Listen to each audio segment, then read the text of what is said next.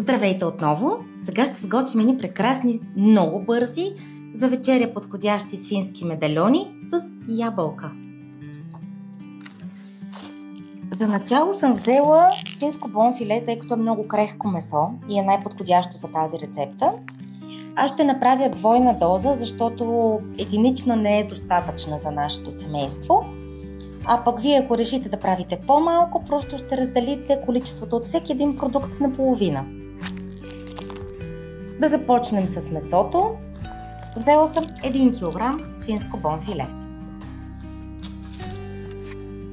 С какво започвам всеки път? С поставяне на ръкавици.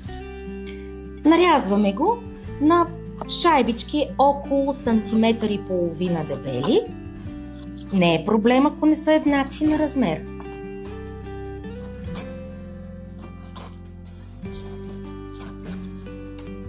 Но предполагам, че така или иначе до сега бонфиле сте рязали на такава големина, защото ако е много тънко, изсъхва много бързо, а ако е много дебело, отвътре ще остане сурово, отвън ще изгори.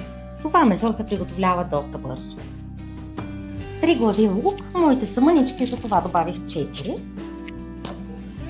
Режем на средно едро лука и го добавяме в тигана да се запържи.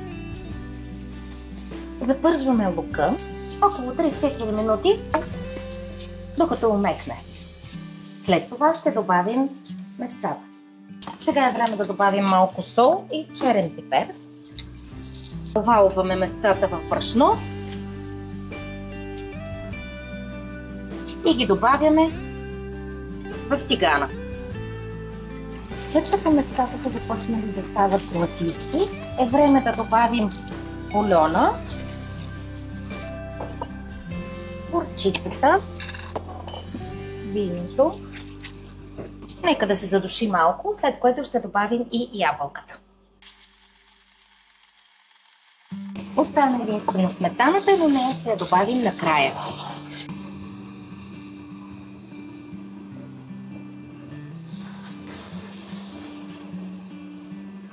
Добавихме и сметаната.